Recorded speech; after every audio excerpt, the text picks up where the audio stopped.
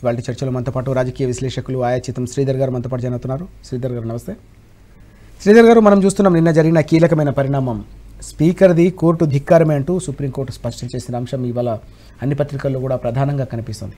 Party ఫిరాయింపులకు సంబంధించిన వ్యవహారంపై BRS party అన్ని రకాల పోరాటాలు చేసిన సందర్భం, ఇటు అసెంబ్లీలో చివరికి అత్యున్నత న్యాయస్థానం తలుపు తట్టిన సందర్భం కూడా మనం చూసాం. ఈ క్రమంలో ఈ పరిణామాన్ని సుప్రీంకోర్టు వ్యక్తం చేసిన ఈ ఆగ్రహాన్ని ఎట్లా అర్థం చేసుకోవాలి, దీనికి ప్రధానంగా కారణాలు ఏమని మనం భావించాల్సిన అవసరం ఉంది?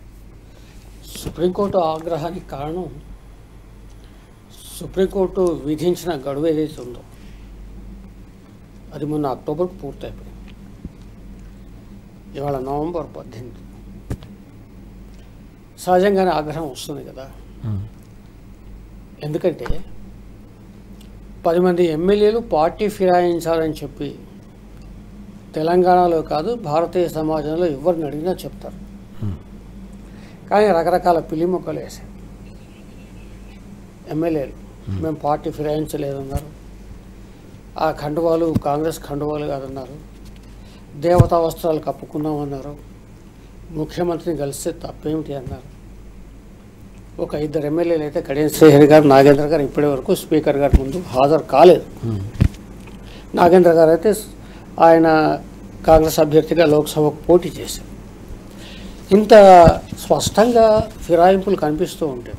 ఓకే, ఫిరాయించలేదన్నప్పుడు ముఖ్యమంత్రిని ఎమ్మెల్యే కలవచ్చు, ఏ పార్టీ వాళ్ళైనా, అందులో విశేషం లేదు. కానీ ఖండవాలు కప్పుకొని వాళ్ళ కార్యక్రమాల్లో పాల్గొని వాళ్ళ సిఎల్పి మీటింగుల్లో పాల్గొని గాంధీ భవన్కు రాకపోకలు సాగిస్తూ ఏ పార్టీ నుంచి అయితే ఎన్నికయ్యారో ఆ పార్టీ సమావేశానికి, అంటే బీఆర్ఎస్ సమావేశాలకు రాకుండా, బీఆర్ఎస్ వైపు కూర్చోకుండా కనీసం అసెంబ్లీలో చర్చలు జరిగినప్పుడు బీఆర్ఎస్ వైపు కాకుండా కాంగ్రెస్ వైపు పకాలు తప్పించుకుని మాట్లాడు, ఇన్ని రకాల సాక్ష్యాలు కళ్ళ ముందు కనిపిస్తూ ఉంటే ఇది ప్రజల్ని ఇంకా ఇంకా వంచడం తప్ప ఇంకోటి కాదు. కాబట్టి వ్యక్తం చేసింది స్పీకర్ గారు ఏదో ఒక నిర్ణయం తీసుకోవాల్సి ఉండే. సరే, వరదలు అన్నారు, విదేశీ పర్యటనలు, ఏవో రకరకాల కారణాలు చెప్పి వాయిదా కోరారు. ఈ వాయిదాలు కోరుతూ పోతే ఏమవుతుందంటే అదే సుప్రీంకోర్టులో ఆగ్రహం వ్యక్తం చేశారు. మళ్ళీ అసెంబ్లీ ఎలక్షన్ వచ్చేదాకా లాగుతారా మీరు? అప్పుడు సుప్రీంకోర్టు ఒక కామెంట్ కూడా చేశారు గతంలో, ఆపరేషన్ సక్సెస్ పేషెంట్ డే అన్నట్టు. ఓకే, కాలయాపన చేసి అనర్హత వేటి విషయంలో నిర్ణయం తీసుకోకుండా మీరు ఈ 4 ఏళ్ళు లాగిస్తారన్న ఆగ్రహం వ్యక్తం చేశారు. ఓకే, కానీ ఇంత ఆగ్రహం వ్యక్తం చేసినా, ఇన్నిసార్లు ఆదేశాలు ఇస్తూ ఉన్నా అక్కడ ఇంకా ఇంకా ఆలస్యం కావడం అనేది సహజంగానే సుప్రీంకోర్టుకు ఆగ్రహం కలిగించింది. ఓకే, నిన్న మీరు గమనించండి, అసెంబ్లీ తరఫున వకాల్తా పుచ్చుకున్న అడ్వకేట్స్ కూడా ఒక సందర్భంలో సుప్రీంకోర్టుతో ఏకీభవించాల్సి వచ్చింది. ఎందుకంటే వాళ్ళకు వాదనకు వెనక పటిమ లేదు, వెనక చెప్పుకోవడానికి ఆర్గ్యుమెంట్ లేదు. ఎందుకంటే స్పష్టంగా కనిపిస్తారు. సరైన సమయము ఇచ్చింది సుప్రీంకోర్టు, నిర్ణయం తీసుకోవాల్సి ఉండే. ఓకే, 2 ఎమ్మెల్యేలు రాలేదు, రాకపోతే దాన్ని మేము ఆటోమేటిక్గానే వాళ్ళు పార్టీ మారినట్టుగా మేము భావిస్తామని చెప్పి సుప్రీంకోర్టు కూడా చెప్పింది. సరే, 8 మంది ఎమ్మెల్యేలు పాల్గొన్నారు, వాళ్ళ వాదన ఏదో వినిపించారు. ఇందులో 4 వాదనలు పూర్తయిపోయాయి కూడా, అవి పత్రికల్లో వార్తలు చూసాము మనం. మరి వాటి విషయంలో కూడా ఏ నిర్ణయం ఇంతవరకు వెలువడలేదు. ఓకే, దీన్ని బట్టి ఏంటంటే ప్రజాస్వామ్యాన్ని అపహాస్యం చేసే ఒక ప్రక్రియ తెలంగాణలో జరుగుతుంది. కాబట్టి దీనికి ఎక్కడో ఒక చోట పులి స్టాప్ పెట్టాలని చెప్పేసి సుప్రీంకోర్టు ఆగ్రహం వ్యక్తం చేయడం కాకుండా ఒక తీవ్రమైన హెచ్చరిక జారీ చేసింది. ఏంటి, నూతన సంవత్సరం వేడుకలు మీరు ఎక్కడ జరుపుకుంటారు అంటే అన్యాపదేశంగా స్పీకర్ గారిని బోన్లో నిలబెట్టారు కోర్టు. రెండవ వ్యాఖ్యానం ఏంటంటే స్పీకర్ గారి అధికారాలు ఏవైనా అవి కోర్టులకు అతీతమైనవి కావు, కోర్టు పరిధిలోనే కోర్టుకు లోబడే ఉంటాయని చెప్పేసి ఇంకా వ్యాఖ్య చేసింది.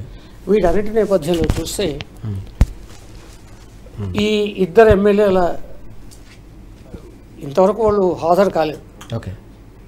అంటే వాళ్ళు పరోక్షంగా ఒప్పుకున్నట్టే కడియం శ్రీహరి గారు, నాగేందర్ గారు. ఓకే మిగతా 8 మంది ఎమ్మెల్యేల విషయంలో కూడా స్పీకర్ గారు నిర్ణయం తీసుకోవాలి. ఓకే ఇప్పటికైనా ఏంటంటే ఇక్కడ చట్టబద్ధమైన కాలయాపన, తర్వాత కోర్టులు వ్యవహారాలు కాకుండా స్పీకర్ గారే ఆయన పెద్ద మనసుతో విచక్షణ అధికారాలతో 10 మంది ఎమ్మెల్యేలపై వేటు వేస్తే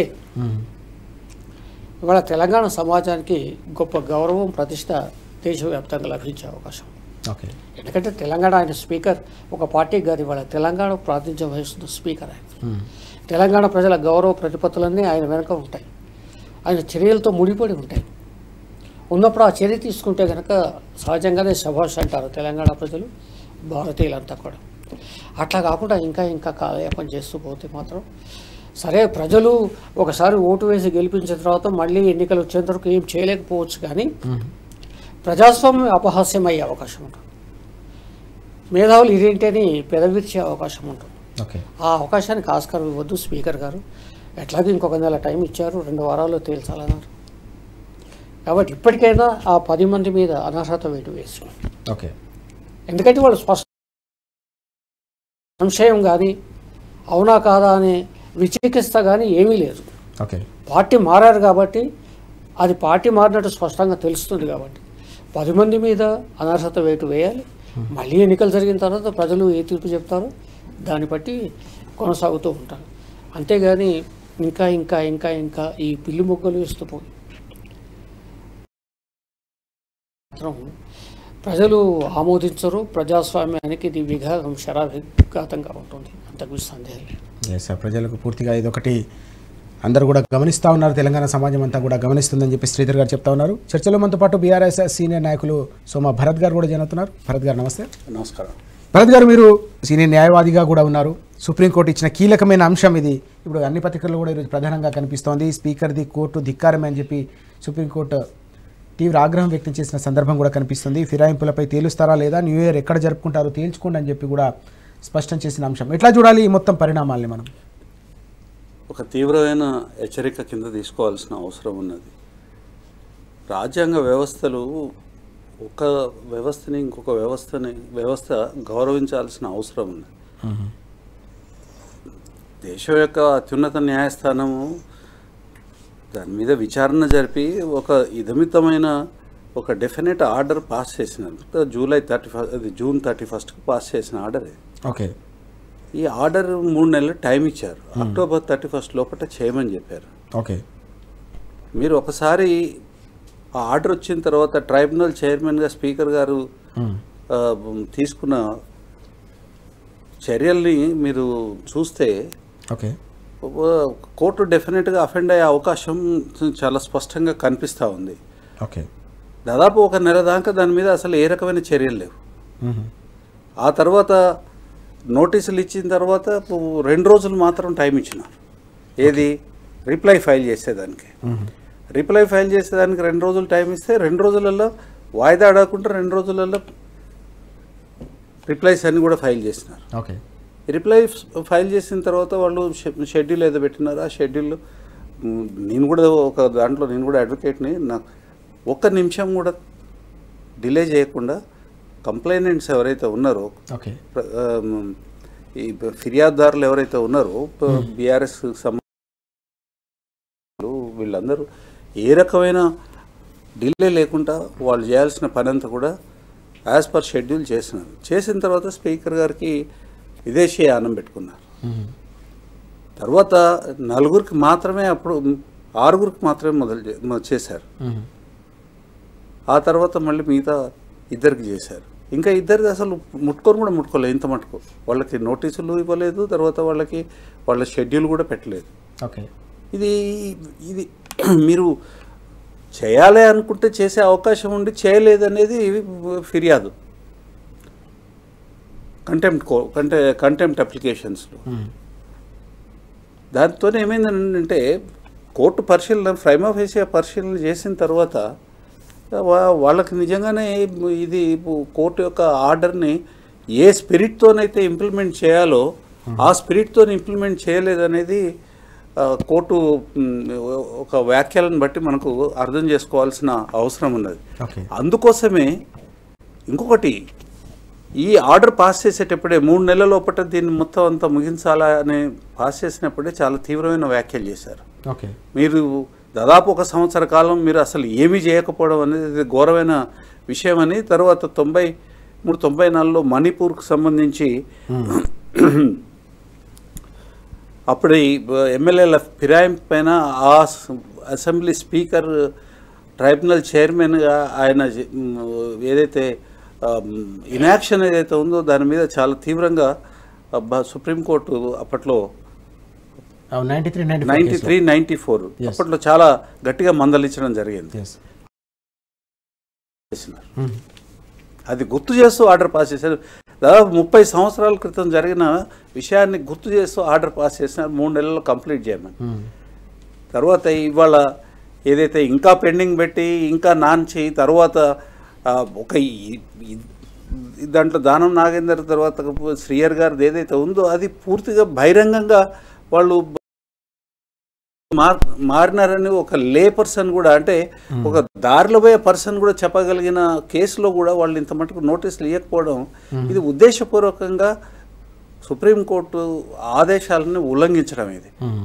ఇది ఏ రకంగా మంచిదండి?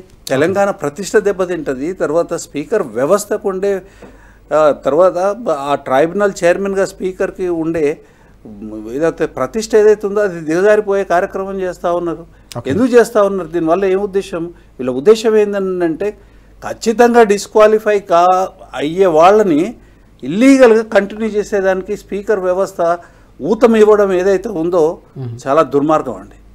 చాలా శోచనీయము, దుర్మార్గము, తర్వాత నిందనీయం కూడా. అందుకనే కోర్టు చాలా తీవ్రంగా మండిపడడం అనేది జరిగింది. నువ్వు జైల్లో ఉంటావా, జైలు అనే పదం ఒకటే వాడలేదు, కానీ ఎక్కడ ఉండదలుచుకున్నావు నువ్వు, బయట ఉంటావా లేకపోతే జైల్లో ఉంటావా అన్నట్టుగానే హెచ్చరిక చేసింది. ఇప్పటికైనా మించిపోయింది లేదు, తొందరగా చేసేసుకుంటే వారు ఇచ్చిన టైం లోపల మర్యాదపూర్వకంగా చేసుకొని స్పీకర్ వ్యవస్థకు ఉండే ప్రతిష్టని నిలబెట్టాల్సిన అవసరము, బాధ్యత ఇవాళ తెలంగాణ స్పీకర్ గారికి ఉన్నది. మనం చూస్తా ఉన్నాం. మొత్తం మీద నిన్న సుప్రీంకోర్టు ఈ ఫిరాయింపులకు సంబంధించిన వ్యవహారంపై వ్యక్తం చేసిన ఆగ్రహం అనేది పెద్ద ఎత్తున చర్చకు దారితీస్తున్న పరిస్థితి అయితే కనిపిస్తోంది. మొత్తం ఇది కోర్టు ధిక్కారం కిందికే వస్తుంది. గడువు లోపల నిర్ణయం తీసుకోవాలని చెప్పేసి చెప్పినప్పటికీ కూడా ఇంతవరకు ఎందుకు నిర్ణయం తీసుకోలేదు, తేలుస్తారా లేదా అని చెప్పేసి నిన్న సుప్రీంకోర్టు స్పష్టం చేసిన అంశాన్ని భరత్ గారు అలాగే శ్రీధర్ గారు కూడా చెప్తా ఉన్నారు. తప్పకుండా అత్యున్నత న్యాయస్థానం ఇచ్చిన ఈ కీలకమైన అంశం ఏదైతే ఉందో తప్పకుండా ఇటు అసెంబ్లీకి సంబంధించిన గౌరవాన్ని కూడా పెంచే విధంగా వ్యవహరించాల్సిన అవసరం ఉందనే అంశాన్ని కూడా ప్రస్తావిస్తున్న సందర్భాన్ని మనం చూస్తూ ఉన్నాం. నిన్న సుప్రీంకోర్టు ఇచ్చిన ఆ కీలకమైన హెచ్చరిక నేపథ్యంలోనే మరోసారి తెలంగాణలో మనం చూస్తున్నాం శ్రీధర్ గారు, ఉప ఎన్నికలు తప్పవా అనే ఒక చర్చ కూడా జరుగుతోంది. 10 మందిపై వేటు తప్పదని చెప్పేసి నిన్న సుప్రీంకోర్టు న్యాయవాది మోహిత్ రావు గారు కూడా వెల్లడించిన సందర్భాన్ని మనం చూసాం. ఎట్లా ఉండే అవకాశం కనిపిస్తుంది? గ్రామీణ ప్రాంతాల్లో ఇప్పటికీ మనం చూస్తున్నాం పెద్ద ఎత్తున రైతుల్లో కావచ్చు, మహిళల్లో అనేక రకాల ఆగ్రహాలు వ్యక్తమవుతున్న పరిస్థితి. పత్తి రైతులైతే పూర్తిగా రోడ్డున పడ్డ సందర్భం కూడా కనిపిస్తోంది. ఎట్లా చూడాల్సిన అవసరం ఉంది ఈ మొత్తం పరిణామాల్ని? నిజంగానే ఉప ఎన్నికలకు వస్తే పరిస్థితి ఎట్లా ఉండే అవకాశం ఉంది? ఉప ఎన్నికలకు ముఖ్యమంత్రి గారు భయపడుతున్నారంటే వాస్తవానికి 10 మంది ఎమ్మెల్యేలు ఫిరాయించగానే వాళ్ళతో రాజీనామాలు చేయించాల్సింది కాంగ్రెస్ పార్టీ. మరి రాహుల్ గాంధీ గారు దేశవ్యాప్తంగా ఓట్ చోరు ఉద్యమం చేస్తూ ఉన్నారు, బాగానే ఉంది. కానీ ఇక్కడ ఎమ్మెల్యే చోరు జరుగుతుంది కదా తెలంగాణ. 10 మంది ఎమ్మెల్యేలు ఫిరాయించారు. అది సాంకేతికంగా కోర్టులో ఉంది వ్యవహారం, స్పీకర్ ఛాంబర్లో ఉంది, అది తేలుతుంది. కానీ ఇక్కడ బయట చూడడానికి పార్టీ పరంగా చూస్తే రాహుల్ గాంధీ గారు ఏదైతే ఓట్ చోరని దేశవ్యాప్తంగా ఆయన ప్రచారం చేస్తున్నాడు, ఆయన సొంత పార్టీ పరిపాలిస్తున్న రాష్ట్రంలో 10 మంది ఎమ్మెల్యేలు ఫిరాయించారని స్పష్టం. మరి రాహుల్ గాంధీ గారు ఏం చేయాలి? రేవంత్ రెడ్డి గారినో లేకుంటే మహేష్ కుమార్ గౌడ్ని ఆదేశించాలి, ఆ 10 మంది రాజీనామా చేయించండి. ఇదొకటి. కానీ ఇప్పటివరకు అనట్లేదు రాహుల్ గాంధీ, ఆ మాట అనలేదు. ఇక రెండవది రేవంత్ రెడ్డి గారు కానీ వారి క్యాబినెట్ మినిస్టర్లు కానీ మా పాలన గొప్పగా ఉంది అంటారు కదా. ఆల్రెడీ 2 గెలుచుకున్నారు కదా ఉప ఎన్నికల్లో. మరి 10 మందిని రాజీనామా చేయించండి. ప్రజలు మీ వైపే ఉన్నప్పుడు, పరిపాలన సజావుగా ఉంటున్నప్పుడు, చాలా గొప్పగా ఉంటున్నప్పుడు ఇంత అభద్రత అధ్యక్షుడికి, అయ్యా మీరు రాజీనామాలు చేయండి, ఎన్నికలకు పోదామని చెప్పచ్చు. అప్పుడు చాలా గౌరవప్రదంగా ఉండేది. అది జరగట్లేదు. ఇక్కడ మణిపూర్ ప్రస్తావన తెచ్చాను నేను. ఇక్కడ ఏంటంటే కాంగ్రెస్ పార్టీ 2 నాలుకల ధోరణితో వ్యవహరిస్తుంది. ఒకటి, ఓట్ చోర్ అంటూ బయట ప్రచారం చేస్తున్నారు. ఇక్కడ కూడా ఓట్ చోర్ జరిగినట్టే. ఎందుకంటే ఏ ప్రజలైతే బీఆర్ఎస్ పార్టీ అభ్యర్థిగా ఓట్లు వేశారో ఆ ప్రజల ఓట్లన్నీ కాంగ్రెస్ పార్టీ చోరీ చేసినట్టే పరోక్షంగా. ఓకే, ఇక్కడేమో విభిన్నంగా వ్యవహరిస్తుంది కాంగ్రెస్ పార్టీ. ఇక మణిపూర్ కేసులో కూడా నిన్న సుప్రీంకోర్టు ప్రస్తావించింది. ఆ రోజు 54 సీట్లు మణిపూర్లో, ఓకే, 26 రావాలి మెజార్టీ. కాంగ్రెస్ పార్టీ 24 దగ్గర ఆగిపోయింది. ఆ తర్వాత కాంగ్రెస్ పార్టీ నుంచి 4 ఫిరాయించారు. అవతలి పార్టీలు ప్రభుత్వం ఏర్పాటు చేశాయి. మరి అప్పుడు ఇదే కాంగ్రెస్ పార్టీ పెడబొబ్బోలు పెట్టేసింది. ఓకే, మా నుంచి 4 పార్టీ ఎమ్మెల్యేలు ఫిరాయించారు, ఇది చాలా అన్యాయం అని చెప్పేసి మొత్తానికి అది సుప్రీంకోర్టు దాకా వెళ్ళింది. తర్వాత ఆ ప్రభుత్వం పడిపోయింది, అది వేరే విషయం. ఆయన స్పీకర్ అనర్హత వేటు వేశారు. విచిత్రం ఏంటంటే దీనికి అక్కడికి తేడా ఏంటంటే మణిపూర్ విషయంలో ఎప్పుడైతే కోర్టు తీవ్రమైన హెచ్చరికలు జారీ చేసిందో స్పీకర్ గారు వెంటనే ఆ సభ్యత్వాలు రద్దు చేశారు. ఇక్కడ అది కూడా జరగాలి. అంటే నీ పార్టీ సభ్యులు ఫిరాయించారు కాబట్టి అప్పుడేమో ఫిరాయించడం అన్యాయం అని చెప్పేసి మణిపూర్లో కొట్లాడారు. ఇక్కడేమో ఫిరాయిస్తే ఇది సరైందే అని చెప్పేసి ఇవాళ కాంగ్రెస్ పార్టీ కానీ రేవంత్ రెడ్డి గారు కానీ పిసిసి అధ్యక్షుడు కానీ మంత్రులు కానీ దీనికి మద్దతు చెప్తూ ఉన్నారు. అంటే 2 నాలుకల ధోరణి వ్యవహరిస్తున్నారు. మీరు ఫిరాయింపులను సమర్థిస్తున్నారా, వ్యతిరేకిస్తున్నారా, అది స్పష్టం చేయండి. అది చేయాల్సింది రేవంత్ రెడ్డి గారి కంటే ముఖ్యంగా రాహుల్ గాంధీ గారు చెప్పారు. పార్టీ విధానం అది జాతీయ పార్టీ అయినప్పుడు రాష్ట్రానికి ఒక విధానం ఉండదు కదా. ప్రాంతీయ పార్టీ అంటే ఆ రాష్ట్రానికి పరిమితంగా ఉంటుంది, ఆ రాష్ట్ర విధానాలు ప్రతిఫలిస్తూ ఉంటుంది. కానీ జాతీయ పార్టీ అట్లా కాదు. ఒక చాలా అత్యంత కీలకమైన విషయాల్లో ఒకే విధానం అవలంబించాలి.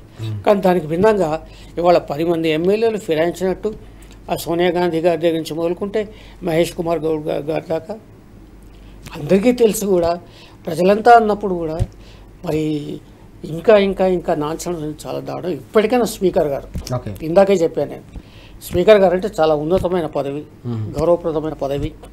వాళ్ళ తెలంగాణ స్పీకర్ అంటే ఆయన తెలంగాణ ప్రజలకు మనోభావాలకు ప్రతినిధి. ఆయన తప్పనిసరిగా ఆయన సరైన నిర్ణయం తీసుకోవాలి. ఈ రాజ్యాంగ పరంగా వేటు వేయాలి, మళ్ళీ ఎన్నికలు జరపాలి, ఎన్నికల్లో మళ్ళీ ప్రజల తీర్పు కోరుకోవాలి తప్ప ఇంకా వేరే మార్గం లేదు. అదే వాళ్ళ సుప్రీంకోర్టు మన ముందు ప్రస్తావించింది. రేపు ఉప ఎన్నికలు వస్తే తప్పనిసరిగా గ్రామీణ ప్రాంతాల్లో ప్రజలు చాలా ఆగ్రహంతో ఉన్నారు. ఒక దానం నాగేందర్ గారిని మినహాయిస్తే మిగతా అంతా కూడా గ్రామీణ ప్రాంతానికి చెందిన ఎమ్మెల్యేలు ఉన్నారు. ఈ 10 మందిలో వాళ్ళలో భయాందోళన ఉంది. కాబట్టి ఏ రకంగానైనా వాయిదా వేయాలి, ఇంకా నడిపించాలి ఆలోచించాలి. తప్పనిసరిగా రేపు ఉప ఎన్నికలు వస్తే తప్పనిసరిగా కాంగ్రెస్ పార్టీ వ్యతిరేక ఫలితాలు చవిచూసి ఆస్కారం అయితే ఉంటుంది. భరత్ గారు, మనం చూసాం 2024 లోక్సభ ఎన్నికల సందర్భంలో కాంగ్రెస్ పార్టీ జాతీయ స్థాయిలో యాంటీ డిఫెక్షన్స్ ఏవైతే పార్టీ ఫిరాయింపులకు సంబంధించిన వ్యవహారంలో చట్టాన్ని మరింత కఠినతరం చేస్తామని చెప్పిన సందర్భాన్ని మనం చూసాం. జాతీయ పార్టీకి ఒక జాతీయ విధానం ఉండాలనే అంశాన్ని ఇంతకుముందు శ్రీధర్ గారు కూడా ప్రస్తావించారు. జాతీయ స్థాయిలో ఇలాంటి ఆలోచన చేసి రాష్ట్ర స్థాయిలో తెలంగాణలో అనుసరిస్తున్న ఈ విధానం ఇప్పుడు సుప్రీంకోర్టు కూడా ఆగ్రహం వ్యక్తం చేసిన అంశం కూడా కనిపిస్తుంది. ఎట్లా చూడాలి కాంగ్రెస్ పార్టీకి సంబంధించిన ఈ ద్వంద్వ వైఖరిని? కాంగ్రెస్ పార్టీ ఈ మధ్యకాలంలో మరీ ముఖ్యంగా రాహుల్ గాంధీ నాయకత్వం ఎప్పటి నుంచి అయితే వచ్చిందో వాళ్ళు స్పష్టంగా ఒకటి మనం గమనించాల్సిన అవసరం ఉంది. వాళ్ళ ప్రవర్తనని ఆధారం చేసుకొని, ఆరోపణ కాదు ఇది, 24 గంటలు 365 రోజులు రాజ్యాంగాన్ని పట్టుకొని రాజ్యాంగాన్ని చూపించి రాజ్యాంగ రక్షణ అని, రాజ్యాంగమే మూలస్తంభం అని అన్నీ మాట్లాడుకుంటా రాహుల్ గాంధీ తిరుగుతూ ఉంటాడు. మరి ఇప్పుడు ఈ పార్టీ ఫిరాయింపు చట్టము ఇది రాజ్యాంగంలో అంతర్భాగం అండి. 10th షెడ్యూల్లో ఈ పార్టీ ఫిరాయింపులు ఉంటుంది. రాజ్యాంగంలో అంతర్భాగంగా ఉన్న ఒక వ్యవస్థ, చట్ట వ్యవస్థ ఏదైతే ఉందో దాన్ని ఉల్లంఘించి ఇవాళ మనం ఒక చోట మనసు ఒక చోట లాగా ఈ 10 మంది ఎమ్మెల్యేలు తిరుగుతుంటే పైనుంచి మీరు పార్లమెంట్ ఎలక్షన్స్లో ఈ చట్టాన్ని ఇంకా చేయాలని మాట్లాడుకుంటూ ఈ చట్టానికి వాళ్ళే తూట్లు పొడుస్తూ ఉంటే ఏమనుకోవాలి వీళ్ళని? నోరా లేకపోతే తాటిమట్ట లేకపోతే ఏది ఇప్పుడు ఏమో ప్రజల్ని అవమానపరచడం కాదనండి. మేము ఏమైనా మాట్లాడవచ్చు, ఏమైనా చేయవచ్చు. ఓకే, మేము మాట్లాడేది ఒకటి మాట్లాడతాం, దానికి విరుద్ధంగా ఇంకొకటి చేస్తాము. ప్రజలు చూస్తూ ఊరుకోవాలి. ఇదేమి బాధ్యత లేదండి కాంగ్రెస్ పార్టీకి. దేశం పట్ల, ప్రజల పట్ల, ఈ దేశ ప్రజల పట్ల బాధ్యత లేదా? అంటే మా ఇష్టానురీతిగా చేస్తాము, మీరు భరించాల్సిందే, పడుండాల్సిందే. ఏ యాటిట్యూడ్ అంటారు దీన్ని? పక్కా ఫ్యూడల్ యాటిట్యూడ్ ఇది, లేకపోతే చీటర్స్ యాటిట్యూడ్. ఇంకొకటి విషయం ఏంటంటే ఇది ఇట్లా కంటిన్యూ చేయడం అనేది perpetuation of injustice, perpetuation of crime. Okay, ఇప్పుడు వీళ్ళు బీఆర్ఎస్ నుంచి గెలిచినారు, ఈ 10 మంది గెలిచి కాంగ్రెస్ పార్టీలో పనిచేస్తున్నారు. ప్రజలందరికీ తెలుసు. ఒక స్పీకర్ ఏదైతే ఈ చైర్మన్ ఎవరైతే ఉన్నారో, ఈ ట్రైబ్యునల్ చైర్మన్ స్పీకర్ గారికి మాత్రమే అర్థం కావట్లేదు. ఎన్నాళ్ళు పట్టాలి దీన్ని అర్థం కావాలని అంటే ఇది ఉద్దేశపూర్వకంగా ఓపెన్గా డే లైట్లో వాళ్ళు ప్రజల్ని మోసం చేస్తున్నారు, రాజ్యాంగాన్ని మోసం చేస్తున్నారు, రాజ్యాంగం యొక్క స్పిరిట్కి వ్యతిరేకంగా పనిచేస్తాను. ఓకే, ఇంకొక విషయం ఏంటంటే ఇక్కడ స్పీకర్ని నిందించి ఉపయోగం లేదు. ఈ స్పీకర్ ఇండిపెండెంట్గా లేడు అనేది అర్థమవుతాం. కాంగ్రెస్ పార్టీ ఏదైతే ఉన్నాయో రాగాలకి సంగీతం ఇస్తున్నాడు ఆయన. లేకపోతే ఇది ఎందుకు ఆపుతున్నారు అనే దానికి ఒక వివరణ ఉన్నదండి. ఓకే, ఇవాళ దాదాపుగా 2 సంవత్సరాలు దాటుతుంది కాంగ్రెస్ ప్రభుత్వం వచ్చి. ఈ డిసెంబర్ 9వ తారీఖు 2 సంవత్సరాలు అవుతుంది. ఓకే, వీళ్ళు ఫిరాయించి ఆ 2 నెలల్లో, నెల 15 2 నెలల నుండి వీళ్ళ ఫిరాయింపులు మొదలైనాయి. అంటే దాదాపుగా ఇప్పుడు 20 నెలలు అయితే 20 నెలల నుంచి చోద్యం చూస్తున్నారా? పైనుంచేమో ఓటు చోరీ అని మాట్లాడుతాను. కరెక్టే, ఎస్ఐఆర్ ద్వారా ఓటు చోరీ చేసే ప్రయత్నం బీజేపీ చేసింది, అది దొంగతనం. కానీ ఇది బందిపోటు దొంగతనం, ఇది డెకాయిటీ. తర్వాత ఆ డెకాయిటీ డేలైట్ డెకాయిటీ.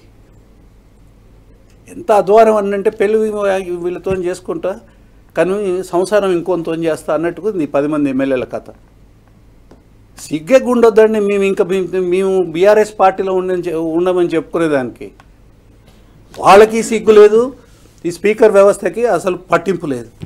స్పీకర్ వ్యవస్థని తర్వాత ఈ ఎమ్మెల్యే ఫిరాయింపుల్ని ప్రోత్సహించి దీని కథ నడిపే కాంగ్రెస్ పార్టీ స్వరూపము బయటకి కనిపించిన తర్వాత కూడా ప్రజలు రియాక్ట్ అవుతున్నా కూడా వాళ్ళు రియాక్ట్ కావట్లేదని అంటే మీరు ఊహించండి. తర్వాత ఇంకోటి చాలా విచిత్రమైన విషయం, ఈ చట్టం తీసుకొచ్చింది రాజీవ్ గాంధీ.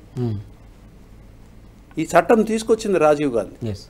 తర్వాత బీజేపీ ప్రభుత్వం సెంటర్లో వచ్చినప్పటి నుంచి ఇప్పటి వరకు దాదాపు 11 కాంగ్రెస్ గవర్నమెంట్లన్నీ ఫిరాయింపు చట్టాలన్నీ ధిక్కరించి బీజేపీ కాంగ్రెస్ ప్రభుత్వాలని కూలగొట్టింది. ఆ రకంగా విక్టిమ్ కూడా. అయినా కానీ అవసరం వస్తే బీజేపీ కన్నా మేము అధ్వానం అని ప్రూవ్ చేసుకునే దానికోసము ప్రయత్నం చేసే క్రమంలోనే ఇవాళ చట్ట దుర్వినియోగం, రాజ్యాంగ దుర్వినియోగము, రాజ్యాంగాన్ని నిర్లక్ష్యం చేయడము, రాజ్యాంగ విలువల్ని తుంగలోకి తొక్కడము, చెప్పింది చేయడము కాంగ్రెస్ పార్టీకి అలవాటు అనేది ఇలా ఈ విషయం ద్వారా ప్రజలకు అర్థమవుతారు. ఆలోచించాల్సిన విషయాలండి ఇవన్నీ. ఇవన్నీ ఆలోచించాల్సిన విషయం, ఆలోచించి ప్రతిస్పందించాల్సిన విషయం, ఎన్మాస్గా ప్రతిస్పందించాలి. వీళ్ళకి ఏ విలువలు లేవు కదా. ఇది వీళ్ళు ఇప్పుడే కాదు, ఉమ్మడి రాష్ట్రంలో టీఆర్ఎస్ నుంచి గెలిచిన ఎమ్మెల్యే రాజశేఖర రెడ్డి గారి నాయకత్వంలో ఫిరాయింపులు చేపించేసేసి అక్కడ కూడా ప్రహసనం చేసినారు. ఆ ప్రహసనం ఎంత కాడికి పోయిందంటే సుప్రీంకోర్టు నుంచి, హైకోర్టు నుంచి ఆర్డర్స్ తీసుకొని వచ్చిన తర్వాత అసెంబ్లీ రద్దయ్యే సమయంలో ఆ రోజు దాన్ని అలో చేసిన ఆనాటి స్పీకర్. ఆనాటి స్పీకర్ను కూడా కాంగ్రెస్ పార్టీ నడిపించింది. ఇవాళ స్పీకర్ను కూడా కాంగ్రెస్ పార్టీ నడిపిస్తుంది అనేది స్పష్టంగా అర్థమవుతా ఉన్నది. లేకపోతే స్పీకర్కి వ్యక్తిగతమైన ప్రయోజనం ఏమున్నది ఇందులో? కాబట్టి ఈ వ్యవస్థ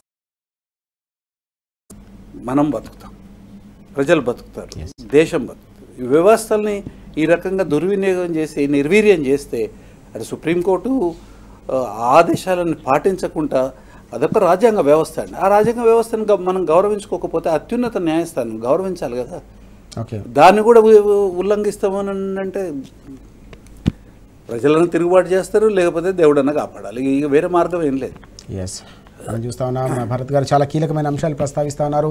రాజ్యాంగ వ్యవస్థలను కాపాడుకోవాల్సిన అవసరం, బాధ్యత ఉంది, కానీ ఆ రాజ్యాంగ వ్యవస్థలను కూడా కాలరాస్తూ ఉన్నారు. పార్టీ ప్రయోజనాల కోసం, స్వార్థ ప్రయోజనాల కోసం ఆ వ్యవస్థలను కూడా పూర్తిగా వాడుకోవడం అనేది అత్యంత బాధాకరం. దీన్ని ప్రజలు కూడా పూర్తి స్థాయిలో తిరస్కరించాల్సిన అవసరం ఉంది. తప్పకుండా ఇలాంటి చర్యలకు పాల్పడే వారికి గుణపాఠం చెప్పాల్సిన అవసరం ఉందనే అంశాన్ని కూడా ప్రస్తావిస్తున్న సందర్భం మనం చూస్తున్నాం.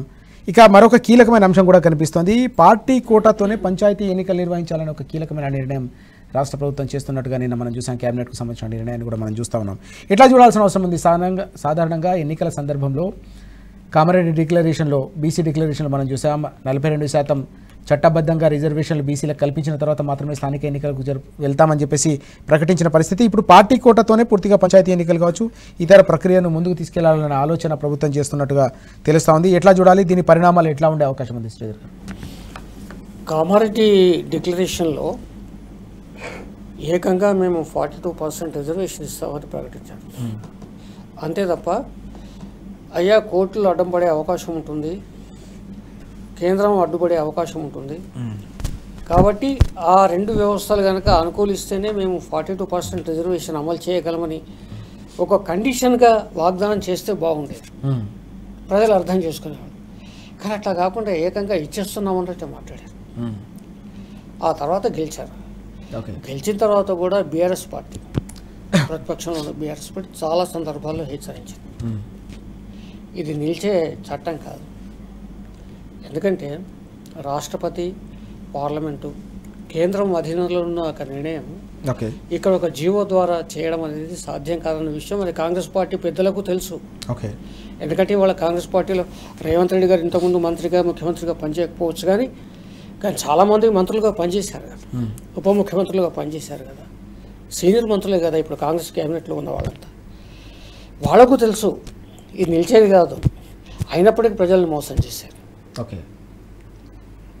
ఏదో హడావిడిగా పంపించేసి వాడిని ఇష్యూ చేయించి ఒక జీవో ఇప్పించేసి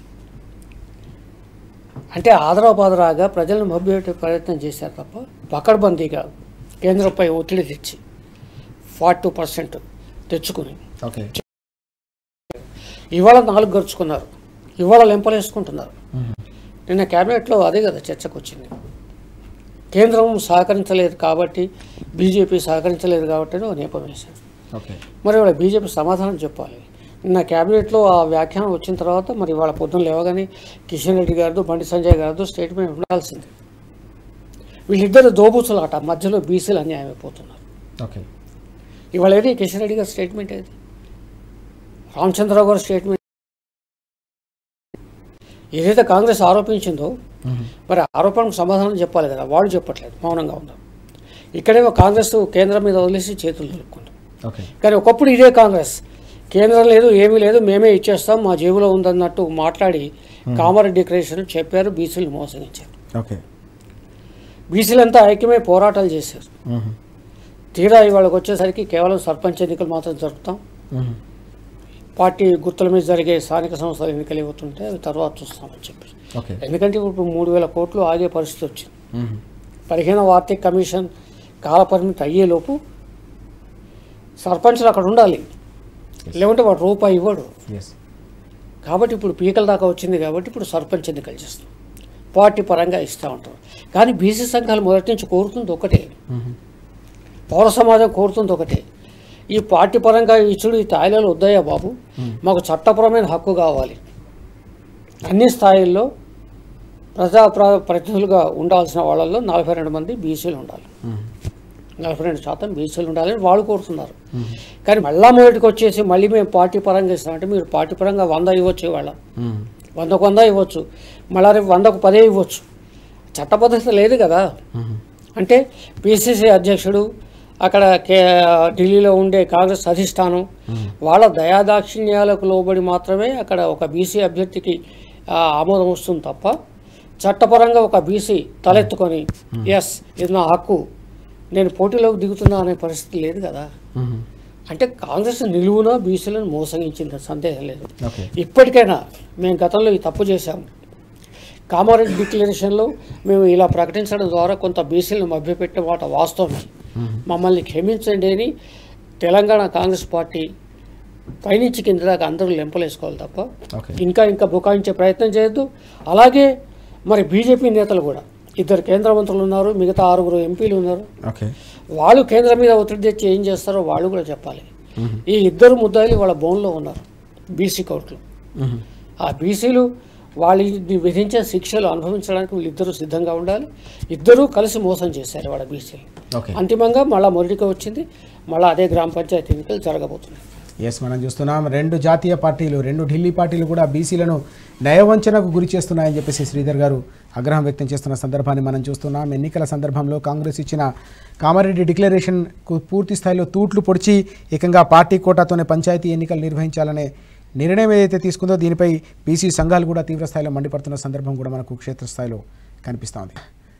భరత్ గారు, మనం చూసాం బీసీ రిజర్వేషన్లకు సంబంధించి అసెంబ్లీలో తీర్మానం అన్నారు, జీవో అన్నారు, ఆర్డినెన్స్ అన్నారు, చట్టబద్ధంగా కల్పించిన తర్వాత మాత్రమే ఎన్నికలు నిర్వహిస్తామని చెప్పిన సందర్భాలు మనం చూసాం. దాని తర్వాత దీనిపై బీసీ సంఘాలు కూడా పూర్తి స్థాయిలో ప్రభుత్వానికి సంబంధించిన వైఖరిని నమ్మడం లేదని చెప్పేసి ఆందోళన బాట పట్టిన సందర్భాలు. చివరికి పార్టీ కోటాతోనే ప్రస్తుతం పంచాయతీ ఎన్నికలకు వెళ్ళాలని ప్రభుత్వం తీసుకున్న ఈ నిర్ణయాన్ని ఎట్లా చూడాల్సిన అవసరం ఉంది? అణగారిన వర్గాల కోరిక మొదటి నుంచి ఏంటంటే గౌరవప్రదంగా వాళ్ళకి సమాజం యొక్క అభివృద్ధిలో భాగం కావాలి అనేది దాని పరిపాలనలో భాగం కోరుకుంటున్నాను. ఎందుకు అనంటే అనాదిగా వాళ్ళని దోపిడీకి అణిచివేతకు గురి చేయడం జరిగింది. ఓకే. దాన్ని కూడా వాళ్ళ కష్టము వాళ్ళ వేదనని కూడా ఒక ఉపయోగకర వస్తువుగా మార్చుకొని ఓట్లు దండుకున్న పార్టీ కాంగ్రెస్ పార్టీ. వాళ్ళ ఆశయాలని వాళ్ళ ఓట్ల కోసం కాంగ్రెస్ పార్టీ ఓట్ల కోసము వాడుకున్నది. ఆ దృక్పథంతోనే అదే బ్యాక్గ్రౌండ్తోని కామారెడ్డి డిక్లరేషన్ చేసింది. కామారెడ్డి డిక్లరేషన్ చేసేదానికి దేశం ముందు 2 విషయాలు స్పష్టంగా ఉన్నాయి.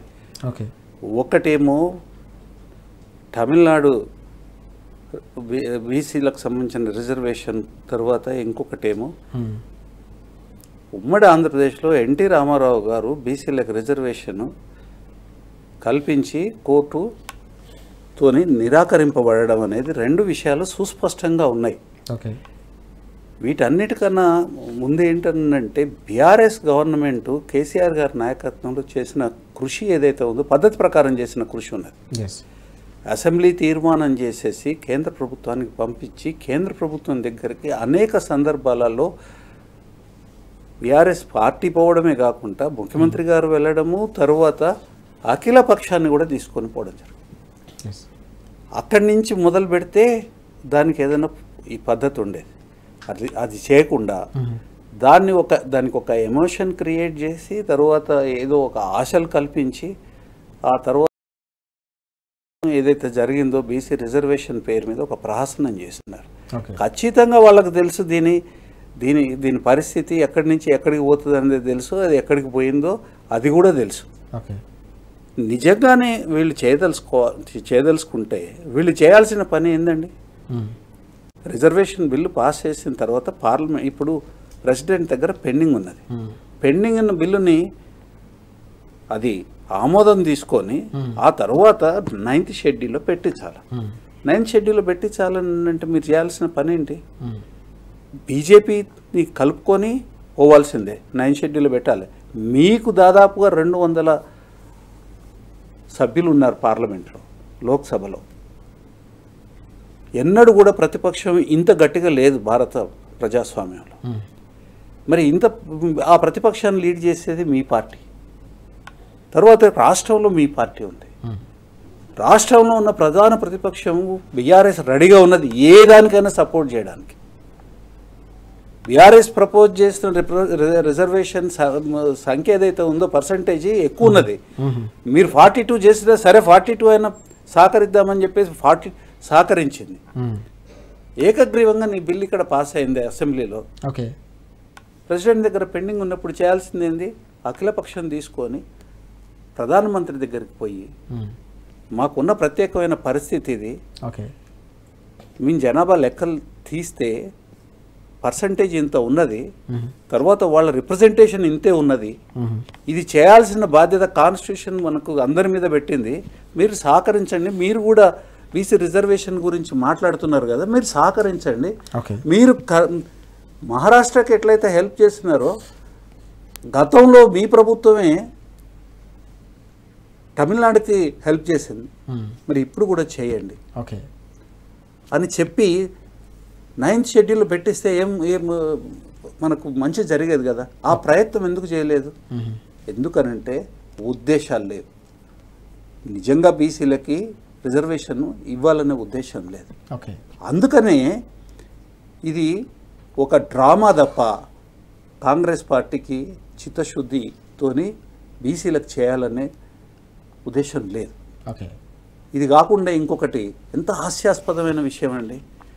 మేము పంచాయతీ ఎలక్షన్స్లో 42% పార్టీ బేస్లో బీసీలకు ఇస్తాం. అసలు పంచాయతీ ఎలక్షన్ పార్టీ బేసిస్ మీద నడుస్తాయా?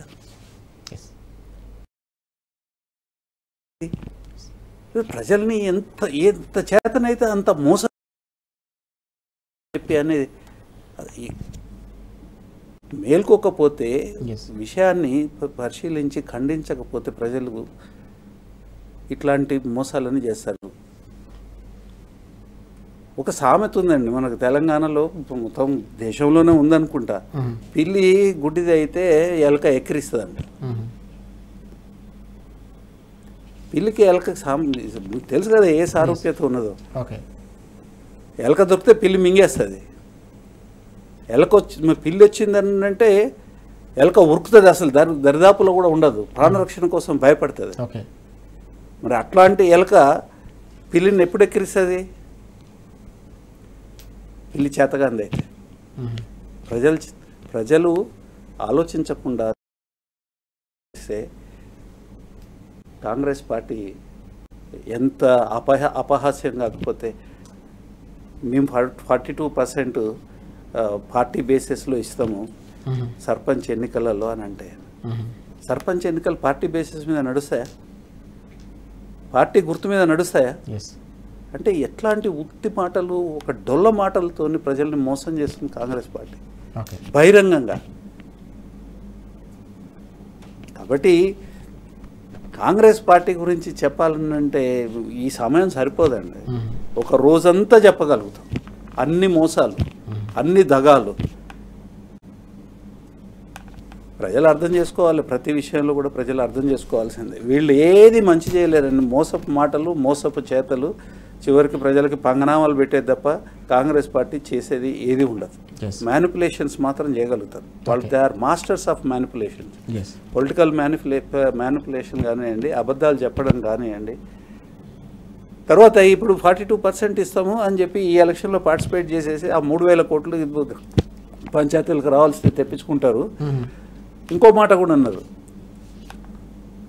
పరిషత్ ఎన్నికలు ఏది మండల పరిషత్తు తర్వాత జిల్లా పరిషత్ ఎన్నికలు కోర్టు తేల్చిన తర్వాత పెడతా అంటే వాటిని ఏకమొత్తంగా వాటిని అటకెక్కించే కార్యక్రమం ఓపెన్గా. మళ్ళీ అది కూడా దేంట్లో చెప్తున్నారు, కోర్టు డైరెక్షన్స్ ఉన్నాయి, హైకోర్టు డైరెక్షన్స్ ఇచ్చింది పెట్టమని ఎన్నికలు. ఇప్పుడు ఎప్పుడు పెడతారంట, కోర్టు తీర్పు వచ్చిన తర్వాత అని చెప్పి మంత్రివర్గ సమావేశంలో తీర్మానం. అది ఏం చెప్పాలో వీళ్ళ గురించి ఏం మాట్లాడాలి? వీటిని ప్రజలు ఈజీగా తీసుకుంటే నష్టపోతాం, సమాజం నష్టపోతుంది. తెలంగాణ సమాజం 9.5 సంవత్సరాలు కేసీఆర్ గారి పాలనలో సాధించిన అభివృద్ధి మొత్తం సర్వనాశనం చేసే పరిస్థితి అలా చేస్తున్నారు. ఏ ఒక్క రంగంలో కూడా ఆశాజనకమైన పరిస్థితి లేదు. ప్రతి రంగాన్ని నిర్వీర్యం చేసే కార్యక్రమము, ధ్వంసం చేసే కార్యక్రమం, అంటే మళ్ళీ వెనక్కి తీసుకుపోయే కార్యక్రమం. చంద్రబాబు నాయుడుతోనే చట్టాపట్టాలు వేసుకుని తీసుకునే కార్యక్రమం. ఈ రాష్ట్రాన్ని అంటే ఉమ్మడి రాష్ట్రంలో ఈ ప్రాంతాన్ని సర్వనాశనం చేసిన చంద్రబాబు నాయుడు ఇలా చట్టాపట్టాలు వేసుకొని తిరుగుతూ ఉన్నారు. ఇది ఉద్దేశం ఏంది? యాడికి తీసుకుపోదలుచుకున్నారు? మళ్ళీ మళ్ళీ ఇక్కడ నీళ్ళు అక్కడికి పోవాలి, ఇక్కడ నిధులు అక్కడికి పోవాలి, ఇక్కడ వర్క్స్ అన్నీ కూడా అక్కడ వాళ్ళకి ఇవ్వాలి, తర్వాత అభివృద్ధిని ఆపేసేయాలి, సంక్షేమాన్ని మొత్తం తుడిచిపెట్టేయాలి. సిగ్గులజ్జ ఉండాలండి ప్రభుత్వానికి. 20,000 కోట్ల రూపాయల పెన్షన్ పెండింగ్ ఉంటాయండి. ఇవాళ పెన్షనర్స్ సంఘము జేఏసీతో తెగదెంపులు చేసుకున్నది. అంటే వాళ్ళు 60 సంవత్సరాలు ప్రభుత్వానికి తమ కష్టాన్ని దారపోసి వాళ్ళు దాచుకున్న డబ్బు ఏదైతే ఉందో కటింగ్ వాళ్ళ శాలరీస్లలో కట్ చేసి గవర్నమెంట్ దగ్గర ఉన్నది వాళ్ళకి పెన్షన్ రూపంలో రావాల్సిన డబ్బును కూడా ఇవ్వలేని పరిస్థితి ఇవాళ వచ్చిందని అంటే ఎక్కడి నుంచి ఎక్కడికి పోతా ఉన్నాం. ఓకే, మభ్య పెడితే మభ్యపోతే మోసపోతే గోసపడతారని కేసీఆర్ గారు ప్రతి మీటింగ్లో చెప్పారు. ఇవాళకి కూడా చెప్తూనే ఉన్నారు. అర్థం చేసుకోకపోతే గోసపడమే కాదు, చరిత్రలోనే మనం చేతగాని వాళ్ళలాగా నిలుస్తాం. మనం చూస్తా ఉన్నాం రిజర్వేషన్ల పేరిట బీసీలను, అలాగే హామీల పేరిట ప్రజల్ని, ఇతర మేనిఫెస్టోలో ఇచ్చిన హామీలతో పూర్తిగా ఉద్యోగులను, పెన్షన్లను కూడా ప్రభుత్వం మోసం చేసింది. తప్పకుండా ప్రజలు వీటన్నిటిని కూడా గమనించాలి, గుణపాఠం చెప్పాల్సిన అవసరం ఉంది. వ్యవస్థలన్నింటినీ కూడా నిర్వీర్యం చేస్తున్నారు, సకల రంగాలను కూడా విధ్వంసం చేస్తోంది కాంగ్రెస్ పార్టీ. మళ్ళీ గతంలో సమైక్య రాష్ట్రంలో ఉన్న నాటి కష్టాలు, కన్నీళ్ళన్నింటినీ కూడా తెలంగాణ ప్రజల్ని చుట్టుముడుతున్న ఈ అంశాలన్నింటినీ కూడా తెలంగాణ సమాజం ఎప్పటికప్పుడు చర్చించుకొని తప్పకుండా రానున్న రోజుల్లో దానికి ప్రతిస్పందించాల్సిన అవసరం ఉందని భరత్ గారు సూచిస్తున్న సందర్భాన్ని కూడా మనం చూస్తూ ఉన్నాం. శ్రీధర్ గారు, మనం చూస్తున్నాం ఓవైపు రైతులు, మరోవైపు ఉద్యోగులు, ఇంకోవైపు రిటైర్డ్ ఉద్యోగులు, పెన్షనర్లు కూడా తీవ్ర స్థాయిలో ఆందోళన పథంలో ఉన్న పరిస్థితి కనిపిస్తోంది. నిన్న మహాధర్నా జరిగింది, పెన్షనర్లు తమ హక్కుల కోసం రిటైర్మెంట్ బెనిఫిట్స్ రావట్లేదు. ఇవాళ పెద్ద ఎత్తున పత్తి కొనుగోలు కూడా పూర్తిగా బంద్ కావడంతో రైతులంతా కూడా అవస్థలు పడతా ఉన్నారు. లక్షలాది మంది రైతుల సమస్య ఇది. ఈరోజు ఏకంగా BRS party working president KTR గారితో పాటు పార్టీ నేతలంతా కూడా మార్కెట్ బాట పడుతున్నారు. అనేక ప్రాంతాలు, ఆదిలాబాద్తో పాటు అనేక జిల్లాల్లో రైతులు పడుతున్న కష్టాలు, కన్నీళ్లను ప్రత్యక్షంగా తెలుసుకోబోతున్నారు. ఎట్లా చూడాలి ఈ మొత్తం అంశాలన్నింటినీ కూడా?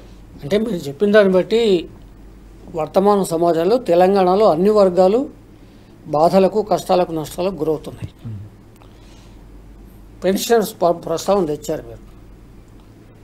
రేవంత్ రెడ్డి గారు కానీ, రాహుల్ గాంధీ గారు కానీ, ఆయన రేవంత్ రెడ్డి అన్నాడు పిసిసి అధ్యక్షుడిగా ఉన్నాడు ఎన్నికల సమయంలో, స్పష్టమైన వాగ్దానం చేశారు, మేనిఫెస్టోలు పెట్టారు. రిటైర్ అయిన ఎంప్లాయీస్కి రిటైర్మెంట్ బెనిఫిట్స్ అన్నీ ఇస్తామన్నారు. పిఆర్సీ వేస్తాము, అమలుపరుస్తామన్నారు. పిఆర్సీ అసలు యాక్చువల్గా కేసీఆర్ గారు వేశారు. తర్వాత డిఏలు పెండింగ్ ఏవైతున్నాయో అవి వెంటనే చెల్లిస్తామని చెప్పారు. ఓకే, ఇవేవీ జరగలేదు. ఇవాళ రిటైర్ అయ్యే పెన్షన్ల పరిస్థితి ఎట్లా ఉందంటే, పోయిన ఏడాది మార్చి నుంచి రిటైర్ అవుతూ ఉన్నారు, వాళ్ళకు ఒక్క పైసా ఇవ్వట్లేదు. ఓకే, అంటే ప్రభుత్వం నుంచి ఇవ్వాల్సిన డబ్బులు ఇవ్వకపోగా ఒక పెన్షనర్ ఉద్యోగిగా ఉన్నప్పుడు ఏవైతే డబ్బులు దాచుకున్నాడో, ఒక బ్యాంకులో దాచుకున్నట్టు దాచుకుంటారు, ఆ దాచుకున్న డబ్బులు కూడా వెనక్కి ఇవ్వట్లేదు. ఓకే, ఆ విషయంలో చాలా దారుణం. ఇప్పటికీ ఒక 26 మంది ఆత్మహత్య చేస్తున్నారు పెన్షన్. ఓకే, ఎందుకంటే వాడికి ఒక కూతుళ్ళ పెళ్ళిళ్ళు ఉంటాయి, లేకుంటే కొడుకుల ఉన్నత చదువులు, ఓ ఇల్లు కట్టుకోవాలనుకుంటాడు. ఆ ప్లాన్ ప్రకారం ఇల్లు ప్రారంభిస్తాడు, ఈఎంఐ కట్టాల్సి ఉంటుంది, బ్యాంకులకు లోన్లు కట్టాల్సి ఉంటుంది. సతమతమైన 20 మంది ఆత్మహత్య చేసుకున్నారు. ఇది ఎప్పుడు లేదు సమైక్య రాష్ట్ర చరిత్రలో కానీ, కేసీఆర్ గారి పరిపాలన లేదు ఈ దుస్థితి. అందుకే ఇవాళ పెన్షన్లు అంత పెద్ద ఎత్తున జేఏసీగా ఏర్పడి అన్ని పెన్షన్ సంఘాలు జేఏసీగా ఏర్పడి నిన్న పెద్ద ఎత్తున ధర్నా చేసేది. ఓకే, మరి నిన్న ఎవరు ప్రభుత్వం తరఫున ఎవరు వచ్చి అక్కడ ఏమీ మాట్లాడలేదు. అంటే వాళ్ళ రాష్ట్రంలో దాదాపు 3 లక్షల పైచీలకు పెన్షన్లు. ఓకే, అంటే ఈ సమస్యను ప్రభుత్వం సీరియస్గా తీసుకోవట్లేదు, ఓకే, పక్కన పెట్టేస్తాం. లేకుంటే ఆ ధనాన్ని ఉద్దేశించి ఒక మంత్రి అయినా కనీసం వచ్చి ప్రసంగించాలి, చూస్తాం చేస్తాం అనాలి. అదేమి జరగలేదు. ఇక మీరు ఇంకొకటి పత్తి కొనుగోలు, పత్తి రైతుల అవస్థ. ఒకప్పుడు తెలంగాణ సమైక్య రాష్ట్రంలో ఉన్నప్పుడు మనమంతా పత్తి రైతుల ఆత్మహత్యలను పెద్ద ఎత్తున మనం ప్రచారం చేసాం, బాధపడ్డాం. పత్తి పంట చాలా దారుణంగా ఉందని చెప్పేసి.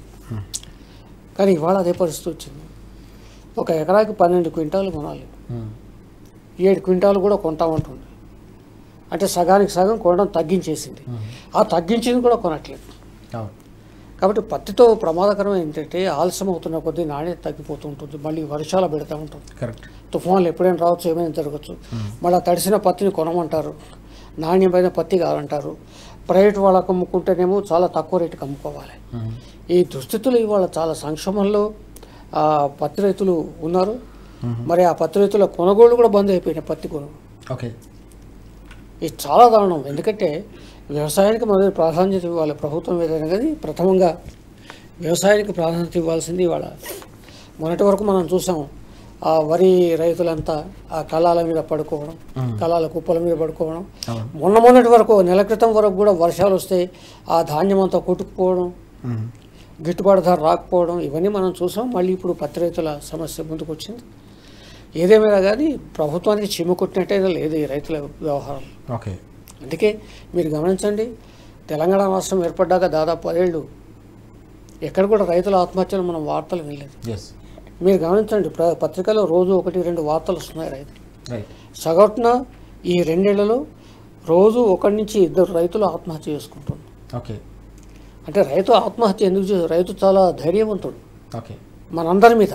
రైట్. కారణం ఏంటంటే ప్రకృతిని ఎదుర్కొని వ్యవసాయం చేస్తాడు, ప్రకృతికే ఛాలెంజ్ చేస్తాడు. అలాంటి ధైర్యవంతుడైన రైతు ఒక భీరువుగా మారిపోయి ఆత్మహత్య చేసుకునే పరిస్థితికి వచ్చాడంట. ఇంతకన్నా దారుణం ఉండదు. ఒక పరిపాలనలో రైతు ఆత్మహత్యలు వరుసపెట్టి ఇట్లా వస్తున్నాయంటే ఇప్పటికైనా ఒక సమీక్ష జరగలేదు ఆత్మహత్యల మీద. మీరు గమనించండి, ఆత్మహత్య చేసుకున్న ఏ రైతు కుటుంబాన్ని ఇంతవరకు ఏ మంత్రి కానీ ముఖ్యమంత్రి పరామర్శించాలి. అస్తమానం ఢిల్లీ పర్యటన చేయడం తప్ప ఒక రైతు దగ్గరికి వెళ్ళాలి, ఒక ఊరికి వెళ్ళాలి, వాళ్ళ సంక్షోభం ఏంటి, వాళ్ళ కష్టాలని తెలుసుకోవాలన్న ఇంగితం ప్రభుత్వానికి లేదు. కాబట్టే ఈ రోజుకి ఒక్క ఆత్మహత్య చేసుకున్న రైతు కుటుంబాన్ని ఈ మంత్రివర్గం ఎక్కడ పరామర్శించాలి. అది చాలా దారుణం. మనం చూసాం నిజంగానే 10 ఏళ్ల పాటు సంతోషంగా సాగిన సాగు ఇప్పుడు కన్నీటి సేద్యంగా మారిందనే అంశాన్ని శ్రీధర్ గారు ప్రస్తావిస్తున్న సందర్భం మనం చూస్తున్నాం. వ్యవసాయం సంతోషంగా సాగింది కేసీఆర్ గారి హయాంలో, ఇప్పుడు పూర్తిగా రైతును సంక్షోభాన్ని ముంచెత్తుతున్న సందర్భం కూడా మనకు కనిపిస్తుంది. భరత్ గారు, ఇక్కడ వాస్తవానికి పత్తి రైతులకు సంబంధించిన సమస్యలు పూర్తిగా రోజు రోజుకు సంక్షోభాల విలయంగా మారుతున్న సందర్భం. కపాస్ కిసాన్ యాప్ అని తీసుకొచ్చారు. దాంట్లో రిజిస్ట్రేషన్ చేసుకుంటేనే పత్తి కొనుగోలు అని చెప్పి పెట్టిన సందర్భం. కేవలం 12 కాదు 7 క్వింటాలు మాత్రమే కొంటామనే అంశం. దీనికి తోడు తేమ శాతం పేరిట సమస్యలు, జిన్నింగ్ మిల్లులకు సంబంధించి వారికి పెట్టిన ఆంక్షల నేపథ్యంలో వారు కూడా ఆందోళన బాట పట్టి పూర్తిగా అమ్మకాలు కావచ్చు వాటికి సంబంధించిన కొనుగోలు ఆపేసిన పరిస్థితి. పత్తి కొనుగోలు మొత్తం బంద్ అయిపోయినాయి ఈరోజు. వరంగల్, ఖమ్మం, మహబూబ్ నగర్ అన్ని జిల్లాలు కూడా. ఎట్లా చూడాల్సిన అవసరం కనిపిస్తుంది? ఈరోజు బీఆర్ఎస్ నేతలు కూడా క్షేత్రస్థాయిలో పర్యటించబోతారు. 2 విషయాలు ఉన్నాయండి ఇందులో. ఒకటి ఏంటంటే కేంద్రం రాష్ట్రం ఇద్దరు కూడా కుమ్ముక్కయ్యి ఇవాళ పత్తి రైతుల్ని నిలువున ముంచే కార్యక్రమాన్ని తీసుకున్నారు. కేంద్ర ప్రభుత్వము పత్తి దిగుమతి అనుమతించింది దేశంలోకి. తద్వారా ఏమైందంటే పత్తి బయట నుంచి వచ్చే పత్తి చీప్గా దొరుకుతూ ఉంది. ఇక్కడ రైతుకి ఇబ్బంది అవుతా. ఇవాళ ఏ ప్రైవేట్ మిల్లు పత్తిని కొనట్లేదు. వాళ్ళకి కావాల్సిన పత్తి బయట నుంచి దిగుమతి చేసుకుంటున్నారు, ఎందుకంటే తక్కువకు వస్తుంది. ఎందుకు ఓపెన్ చేసినారు? దిగుమతిని ఎందుకు ఓపెన్ చేసింది కేంద్ర ప్రభుత్వం? ఇక్కడ రైతుల యొక్క ప్రయోజనానికి భిన్నంగా దిగుమతిని అనుమతించారు. రెండో విషయం ఏంటంటే దిగుమతిని ఎప్పుడైతే అనుమతించినారో అప్పుడు ప్రజలకు అవగాహన ఇవ్వాలి. రాష్ట్ర ప్రభుత్వం అయినా ఇవ్వాలి, వ్యవసాయ శాఖ ఇవ్వాలి, లేకపోతే కేంద్ర ప్రభుత్వం చెప్పాలి స్పష్టంగా, మేము దిగుమతిని అనుమతించినాము, మా మీద మాకు అనుమతించాల్సిన పరిస్థితి ఏర్పడింది కాబట్టి అనుమతించినాము, మీరు పత్తి కంట్రోల్గా వేసుకోండి, నాణ్యమైన పత్తిని వేసుకోండి, మిగతా పంటలు ఈ పంటలకి పప్పు దినుసులు మిగతా దేనికైతే డిమాండ్ ఉందో అది వేసుకోమని చెప్పాలి. ఒక సందర్భంలో వరి విపరీతంగా మన అవసరానికి మించి దేశ అవసరాలకు మించిన వరి మన దగ్గర పండినప్పుడు రైతులు ఇబ్బంది పడతారని కేసీఆర్ గారు ఏం చెప్పినారంటే కొంచెం పంట మార్పిడి చేసుకోండి అని చెప్తే, రైతుల హితంలో చెప్తే దాన్ని రాజకీయం చేసినారు. ఇదే బీజేపీ చేసింది, ఇదే కాంగ్రెస్ చేసింది. మీరు దిగుమతిని అలో చేస్తారు, ఆంక్షలు ఎత్తేసినారు, తర్వాత ప్రజలకి ఎడ్యుకేట్ చేయలేదు.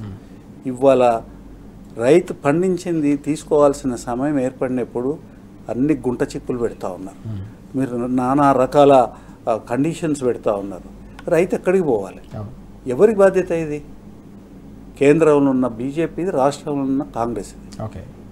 ఇద్దరు కుమ్ముక్కై వాళ్ళ రైతులను మోసం చేస్తూ ఉన్నారు, రైతులని ఇబ్బందుల పాలు చేస్తూ ఉన్నారు. ఓకే. సిగ్గులజ్జ ఉండాలండి ప్రభుత్వాలకి. ఎందుకంటే రైతులు ఈ రకమైన ఇబ్బందులలో వాళ్ళకి మార్గం లేక సూసైడ్లకి పురిగొలిపిన మీరు కనీసం ఆ రైతు బంధు అది రైతు బీమా దాన్ని కూడా కట్టలేకపోయినారు మీరు. ఇవాళ రైతు చనిపోతే దిక్కులేని పరిస్థితి మళ్ళా పాతదే. ఇవాళ తెలంగాణ మొత్తము ప్రతి రంగంలో చిన్న పిల్లలండి, హాస్టల్లో చదువుకునే పిల్లలు, ప్రభుత్వ హాస్టల్ రెసిడెన్షియల్స్ పాఠశాలలో చదువుకునే పిల్లలు ఆత్మహత్యలు ఎందుకు చేసుకోవాల్సిన పరిస్థితి ఉంటుందండి? ఓకే.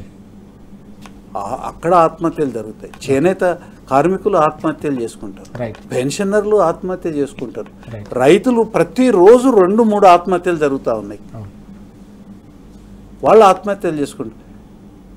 మీరేమో ప్రామిస్ల పేరు మీద, వాగ్దానాల పేరు మీద మేనిఫెస్టో ఇష్యూ చేసి ప్రజల్ని ఆశలలోకి తీసుకొని వచ్చి సరిగా మంచిగా నడుస్తున్న ప్రభుత్వాన్ని కూలగొట్టి మీరు ప్రభుత్వంలోకి వచ్చి ఇన్ని కష్టాలు మళ్ళీ తెలంగాణ జనం మీద పడేయడము ఏమవుతుంది అంటే అది మేనిఫెస్టో కాదండి, a book of bunch of lies, deception, మోసపూరిత వాగ్దానాల యొక్క ఒక చిట్టా. అది కాంగ్రెస్ పార్టీ ఇచ్చిన మేనిఫెస్టో ఏదో ఒక్కటన్నా మేనిఫెస్టోలో చెప్పింది ఒక్కటన్నా. ఆకాశ పంచుల్లోకి తీసుకుపోయినారు వాళ్ళని, ఆశలు కల్పించే దాంట్లో పాతాళంలో పడేసినారు. ఇవాళ సమీకృతం కావాల్సిన అవసరం ఉన్నది. మొత్తం ప్రజలు, అన్ని రకాల వర్గాలు, నష్టపోయిన అన్ని రకాల వర్గాలు ప్రజలు అందరూ కూడా. అసలు ఏ రంగం లేదండి, ఏ రంగము లేదు. ఈ అలవే విద్యుత్ రంగం కానివ్వండి, వ్యవసాయ రంగం కానివ్వండి, పారిశ్రామిక రంగం కానివ్వండి, రియల్ ఎస్టేట్ రంగం కానివ్వండి, కుప్పగూలిపోయి పాతాళాలను పడి ఉన్నాయి. వీటన్నిటి నుంచి బయటపడాలంటే ప్రజలు ప్రభుత్వం మీద ఒక సమీకృతమైన ఒత్తిడి తీసుకురావాల్సిన అవసరం. దానికి మేధావులు ఆలోచించాలి. అమ్ముడుపోయే మేధావులు కాదు, ప్రజలతోని నిల్చున్న మేధావులు. కొత్త మేధావులు తయారు కావాలి. గ్రామంలో మేధావులు తయారవలసిన అవసరం, వార్డులో మేధావులు తయారు కావాలి. విషయాలను చర్చించాలి, చర్చించి సమగ్రంగా దీన్ని నిలువరిస్తే తప్ప తెలంగాణకి భవిష్యత్తు లేదు. చాలా కీలకమైన అంశాలు మనం చూస్తూ ఉన్నాం. భరత్ గారు, శ్రీధర్ గారు ప్రస్తావిస్తున్న సందర్భం. ఈరోజు తెలంగాణ వ్యాప్తంగా కూడా సంక్షోభంలో కూరుకుపోని వర్గం లేదు, దగాకు గురికాని రంగం లేదని చెప్పేసి స్పష్టంగా చెప్తున్న సందర్భం మనం చూస్తున్నాం.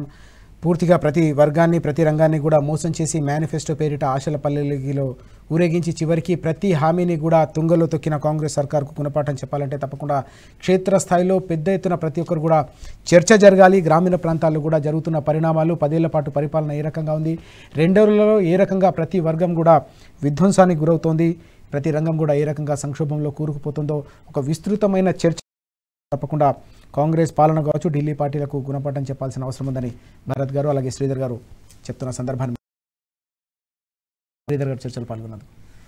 ఇది వాటి వార్తలు వాస్తవాలు. నమస్తే.